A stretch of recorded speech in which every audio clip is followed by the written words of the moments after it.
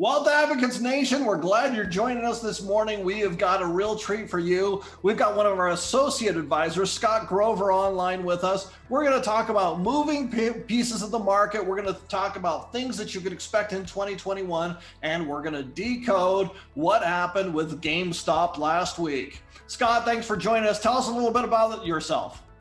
Yeah, good to be here, Patrick. My name's Scott Grover. I'm from Logan, Utah. I've worked in the finance industry since 2010. I've known Patrick pretty much my whole life.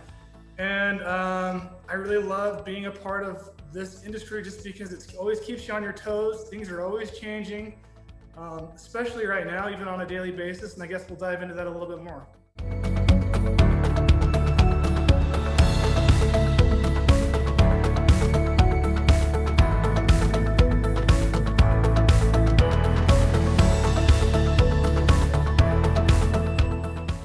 All right, let's jump right into it. This is our 2021 Investor Outlook presentation. We're going to talk about everything that we think is happening in 2021, really with the aim to keep your foot out of the financial bear trap. The agenda for today, we're going to talk a little bit about equity markets, both that last week and last year, which will give us a little color for what 2021 will look like.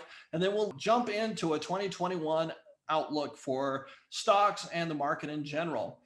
Before we begin, let me just remind you, Wealth Advocates is dedicated to these 5 areas of financial planning. This is what we think that financial planning is. It's preservation, preserving everything you worked so hard to build. It's retirement planning. What does that look like for you? It's tax planning. It's estate and legal planning.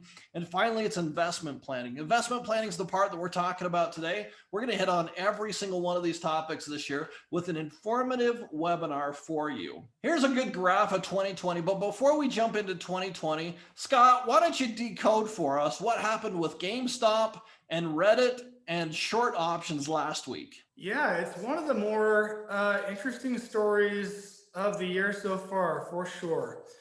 And if you're a fan of David and Goliath, this is right up your alley. Basically, what's taken place is there's a social media website called Reddit, and inside that social media site there is a group called Wall Street Bets. And basically, it's a group of guys and girls that get together and they talk about different investments, whatever topic they want to talk about. And then you have over here on the other side, you've got the hedge fund managers. And in the middle, you've got GameStop. Now, GameStop is a video game store. We have one in Logan. They're all over the country. It's a brick and mortar store where they sell consoles, video games, and as many may know, the video game industry is changing dramatically. One of the things that's changed is a lot of it's being done online. You don't have to go in and buy an actual disc. You can order everything online. So these brick and mortar stores like GameStop that were once very popular are declining dramatically in value. Now, because they're declining dramatically in value, the hedge fund managers, they're saying, hey, let's bet that this thing's going to keep going down, which seems like a pretty safe bet, right? So they're betting that this is going to go down. They're borrowing shares from a shareholder, and they're going to bet that it's going to go down. And then when it goes down, they're buying back the shares at a lower cost, and they've made a little profit. The Reddit subgroup, Wall Street Bets, saw that this was happening. They saw that these hedge fund managers were not only placing a bet that it would go down, but they were borrowing money on these bets that it was going to go down. And the Reddit mob, as Patrick likes to call it, they went out and they just purchased, bought a ton of shares, which drove the price up. This caused a huge expense to the short sellers, which are betting that it's going to go down. Because now not only do they have to give back the shares, they've got to find a way to buy back the share at a higher price, which has cost them a lot of money. So it's a real David and Goliath story. It's kind of broken up the monotony of the market in a way. It's been fun to watch. As of the recording of this video, it's down about 20%. Some days it was up over 100%. Overall, it's been up over 1,000%. So it's been a wild ride. That's awesome, Scott. So you paint this picture. You've got the stocks that are out there. GameStop was the lead headline, but you also had AMC was part of this. You had Bed Bath and Beyond, a couple others there, versus the social media mob on-site Reddit. Explain to me how Robinhood fit in the middle of this whole change in dynamics in the market. Yeah, that's a really good question. So many of you have probably seen the anger directed at Robinhood. And a lot of that's because Robinhood has tried to, or has gone out and restricted how much these Reddit users can buy of AMC and GameStop. The reason why they do that is anytime someone makes a purchase platform like Robinhood, what happens is Robinhood goes and passes that information along to groups like Citadel. And they say, hey, these orders are coming in for this stock. And what happens is Citadel Group will go out and they'll buy it before the orders come in. And what that does is it gives them a small profit off of that purchase. And over hundreds of thousands of millions of dollars, that small profit's a pretty big profit. Robinhood is kind of on the side of the hedge fund investors betting that it's going to go down. So they have a vested interest with the Citadel Group that's involved in the hedge fund managers, with the hedge funds of GameStop going down. They have a vested interest in GameStop going down. When they see these Reddit mob users buying GameStop, it kind of it makes them, it puts it at their disadvantage. It costs them a lot of money. So there's this thing of the free markets. You want to believe that everything is fair for everyone, but what's happening, and I kind of agree with it, is the Robinhood's trying to control the price of the stock by restricting the amount of trades that a Reddit user can put on it. So that's where Robinhood, and a lot of people think Robinhood's free, and to a degree it is, but they're making money off of those trades that you're putting in by passing along that information to Citadel Group. Very interesting dynamics in the market. Some things we haven't ever seen before, where you have activists buying at fractional shares against institutional traders who have really more leverage in the market than most of us. So something to watch. I got a lot of people that are a little nervous about what they just saw occur last week.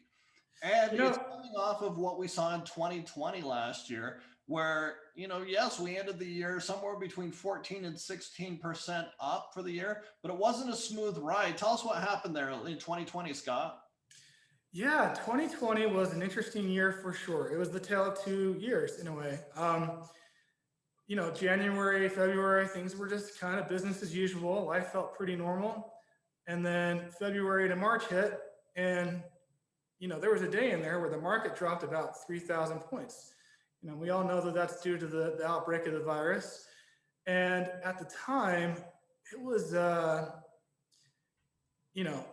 hindsight, it's fun to look back because you know how the story ends to a degree. But at the time, there was so much uncertainty in the market, and there was a lot of selling off happening because of what shutting down the economy would do. There's a lot of concern out there because not only did we recover, and people are scratching their head saying, why did we recover? Because we just barely, we're losing a lot of jobs every single day. We're encouraging people to stay home, even still as of this report. And yet the market continued to step forward. So what do you say to people who are experiencing that level of uncertainty in the market concern? Well, what I would say is that the markets and the reason why we saw this bounce back so quickly is because the markets back in early March, they had already reacted to what the future would look like with the virus. So we kind of got that all over with right in one sitting. And then from there, we've learned to adapt. Unfortunately, there are a lot of people that have lost jobs, but there's also a lot of people making a lot of money right now. So what I would say is, with all the excitement going on, keep your sights on the long term. I think you would agree that last year was a wonderful year for a recovery, largely because you saw low government regulation, you saw low interest rates, you saw low taxes, right? So those Trump tax cuts, they brought everybody's taxes more lower than they really ever have been before. I don't know that we're seeing that going forward. I don't know that we're going to see low government regulation. I don't know that we're going to see low tax rates. I definitely think that the Fed's too scared to move off zero as far as interest rates go. How do you think that's going to play out? I think you're right, Patrick. I think that the economy is too fragile to increase interest rates right now. That would definitely have a negative effect on the markets. We also have a new president, and that has a lot to play with interest rates and not wanting to increase and cause a big stir there. Um, but I also think, it's nice getting those stimulus checks, and it's a good thing those are going out. But one of the things that I've got my eye on is inflation rates. Good eye. Yep. And I think that that's going to continue to cause the cost of living, the combination of all this money being pumped into the economy with low interest rates isn't going to help the housing issue as far as the costs go. And, I think that the inflation, if you're not investing your money, you're probably going to be losing money in the long term. Really good point. You can't just let it sit. Really good point. Last year, we saw a huge influx of funds in the tech sector, driving far and beyond what the market did in general by itself. Here's a good example. Apple, Amazon, Microsoft, they accounted for 1/2 of that 16% growth, just those three companies. We're not even talking about Tesla, who grew 700% last year. Maybe a result of that era of low government regulation, low taxes, and low interest. That seems to be a big play in that. And if you pulled those top 24 companies out of the mix in that analysis, 2020 would have been a loser of a year. So we would not be positive without those 24 tech companies. So what's the Fed going to do? We had a meeting in Fed. Jerome Powell met on TV for 2 hours last week talking about how he's uncertain about raising interest rates. We have a new Secretary of Treasury, Janet Yellen. Scott, what do you think is going to happen with the Fed? That's a good question. I think that with the stimulus going out, I think that there's going to be a day when that's going to need to be paid back. And that's something to keep our eye on as well. Whereas this money feels free right now, there's going to be a day of reckoning, and that's going to have an impact on all of us. I hope all of our clients have refinanced. I hope everybody's got their credit cards in order, because debt management, this is the big win for those people who are playing in the debt arena. On the other side of the coin, some of my more senior clients who want to have some level of fixed income haven't really been able to enjoy a fixed income stream at all, because bonds aren't yielding anything. Annuities kind of have been declining a little bit. And certainly if we're getting into T-bills or CDs or even worse, savings accounts, there's no opportunity for people to save there. And here's the most alarming, Scott, the most concerning thing I see in all this. If we look at what the Obama administration did during 2008, 2009, 2010 to get us out of that recession, they used a lot of the Federal Reserve's buttons and levers to kind of climb out of that hole that they found themselves in.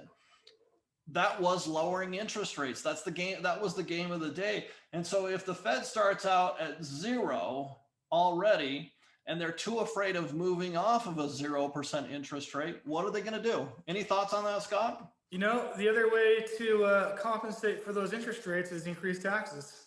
Yep, that's a very good point. I also think there's probably going to be some adjustments to social programs like Social Security. It may change the age, the amounts. I could see them tampering with that, and if you're already taking it, you have nothing to worry about. But someone like myself or you, Patrick, I think that it's not going to be in the same form that it is today.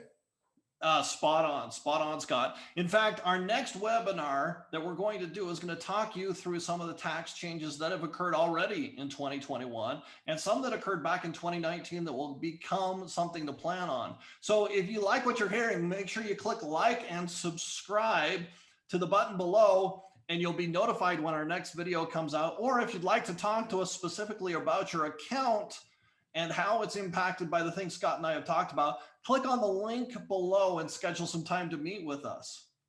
Scott, how did COVID-19 impact The market, what's going to happen going forward? We kind of have a vaccine rolling out. Are we going to see a big 2021? I think we're going to have a good 2021. I also think the markets have already reacted to the vaccine, so we've already experienced the benefit from that. But I'm a big believer in intuitiveness and the free markets, and we always find a way. These types of situations where we're faced with uncertainty and challenges, they often spawn creativity, new ideas, new ways of making money. We're already seeing that with a lot of what's going on right now. So I'm pretty optimistic about 2021. And that's why I'm saying if you're not investing your money, you're probably going to be losing it, just because, we got inflation going on the way, and we got all these, all this growth currently happening. So that's my take on it. Right. My question for you, Patrick, is are you buying GameStop? No, I'm not buying GameStop right now. You want to come back to GameStop and talk more about it, huh?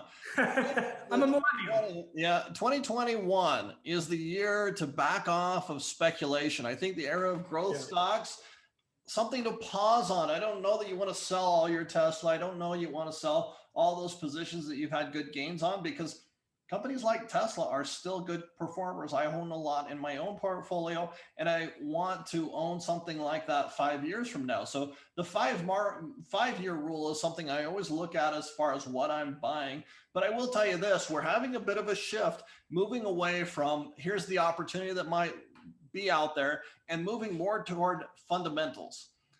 In previous eras, we would only buy on fundamentals. We would say, this is a good stock, but I want to buy it on sale. We were coupon clippers when it came to stock buying, and that's value proposition. So if I can buy something on sale and I think that it's going to rise over the next year to 5 years, that sounds like a good idea to me. If I can buy something with a huge dividend to it, that sounds like a really good idea to me. So that's kind of what I'm looking for as I analyze what stocks I'm buying down the road.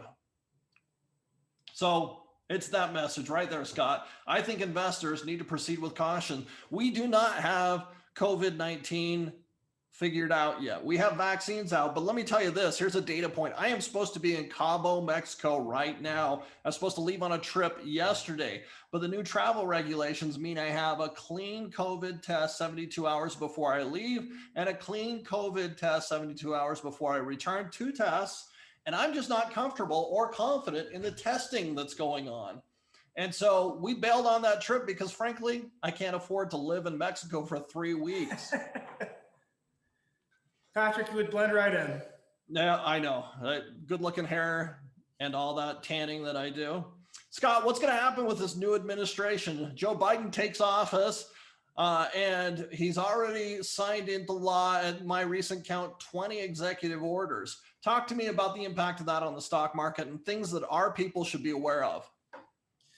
Well, I think you hit the nail on the head when you're saying the year of speculative trading is kind of over. And this, honestly, is a big reason why. I think that going back to the fundamentals is going to be key going forward, just because, we've already seen with the executive orders regarding oil leasing, what that's done to the economy and the markets. There's some good things that may come from it. The uncertainty of knowing who the president's going to be is over. The markets like certainty. So in that regard, I think it's going to be good. Hopefully we don't have a ton of news coming out of there. I think sometimes I don't want to know what's going on there. And if I don't know what's going on, that means there's probably nothing too exciting happening. There's a lot of moving parts right now. Like you said, I think the speculative trading is probably past its prime, and going back to the fundamentals because of the new administration is going to be key going forward. A lot of moving parts right now. We're really focusing on a stimulus right now as we're recording this. There's 2 stimulus proposals out there. One's $1.9 trillion. One is $600 billion. No agreement on that yet. We're already talking about tax increases. In fact, as a result of your great analysis on GameStop, Reddit, and Robinhood, House Representative Ilhan Omar has proposed a high frequency trading tax, meaning 0.1% on any trade occurs will be taxed. And so, I'm sorry, let me say that a different way. On every trade that occurs, there'll be a 0.1% tax on it. The objective there is to reduce high frequency trades. Right now, we're vaccinating, or we're getting vaccines in the arms of 1 million people every single day. That's a tricky thing to say because I guess it's a 2-shot vaccine. And so 1 million a day, it really takes 2 million a day to get the full vaccine, but that's increasing. And then we're talking about brand new trade agreements. A lot of international agreements were re-entered into. So lots of moving parts in the administration. Scott, the question everybody asks me is, now that the Democrats are in charge, which they are, what's going to happen in the market? Are we going to do better, or are we going to do worse? Well, I think, there's going to be more regulation. That's for sure, especially after what's been going on with GameStop. I don't know if we'll have the excitement that we've had over the last few years, but I think we'll have some modest growth. And hopefully the regulations that are being enforced now, hopefully they take their foot off the gas a little bit on that and let the markets do their thing. But I am optimistic. I do think that, the government can do as much as they want, but at the end of the day, if we stick to the fundamentals, we'll come out looking pretty good on this. I think you're right. I think fundamentals are the way to go. So as we look at 2021, COVID's still probably one of the biggest drivers in the market. Getting people back to work, getting people off unemployment, very big deal, and making sure that vaccine not only gets in the arms of people, but also that it works. Wall Street Journal wrote an article this morning about a physician who's had both shots. He's had the vaccine, and then he got COVID again. So I think it works. I'm a big proponent of it, but there are a lot of stories coming out about things that are happening to people. They're having adverse impact of it. I hope that's not the case. What about some of the uncertainties that we're going to see in 2021, Scott? Any bear traps that you think we need to keep our foot out of? You certainly have hit on tax. You've hit on inflation. I think that's a great one. What else should we be aware of? Well, I think we need to be aware of holistic planning. And with holistic planning, the whole point of it is controlling the things you can control and letting go of the things you can't control. I think making sure you have a good emergency fund is, one of those fundamentals that everyone should have. I also think that beyond the emergency fund, having cash on hand ready in your brokerage accounts is very powerful. Although it's not earning anything, it's the one asset class that gives you the most power for when the market does go down, or if it does go down. That's when the money's made, is when it's down. If you have that cash ready to go to buy in, we may not get it right at the very bottom, but if we can get it somewhere in there towards the bottom, I think that's going to be good to restock and have ready to go for the next buying opportunity. Great analysis, Scott. Let me just give you a couple key takeaways. We had the most volatile year in a long time in 2020, but those that stayed in the market were well rewarded. We continue to have interest rates at all-time lows. I can't tell you how many mortgage brokers have told me that their good times are going to end, and yet they keep going. A mortgage right now is less than 3%. There seems to be some broad disconnect between what's happening with COVID, the economy, and the stock market. And that's a big concern to us. I think your advice there to stick with fundamentals is so critical. And then with the new administration, we have kind of a new charted course. We're probably going to see higher taxes. We're probably going to see higher government regulation. As you nailed it right on the head, we're probably going to see higher interest rates. And in all this, those are all fundamentals. And so those impacts of COVID-19, it's critical for investors and things they ought to be aware of. What should we take away from all that, Scott? I think what we need to take away from this is just trying to remove the emotion out of investing and keeping your sights on the long-term plan. It's easy to, there's that phrase there, the saying FOMO, fear of missing out. There's a lot of fear of missing out. There's a lot of people that are making a lot of money and they're bragging about how much money they're making, and that's great. However, don't forget to remember that that's not sustainable for year after year after year. if we keep our sights on when we want to retire, when we want to accomplish our financial goals, and we cover those 5 areas that Patrick mentioned at the beginning of the presentation here, that's you're going to come out a winner from that. If Really you're just buying and selling based on what's hot right now, you may do well, and that's okay. But there's going to come a time where you probably will lose something. So I think the fundamentals and keeping your sights on the long-term plan, taking the emotion out of it, focusing on the things you can control. That's the direction to take going forward. That's awesome. Scott, thanks so much for the insight, the analysis, and always your good common sense as you present about stocks, investing, and what people's financial futures look like. It's great to have you with us today.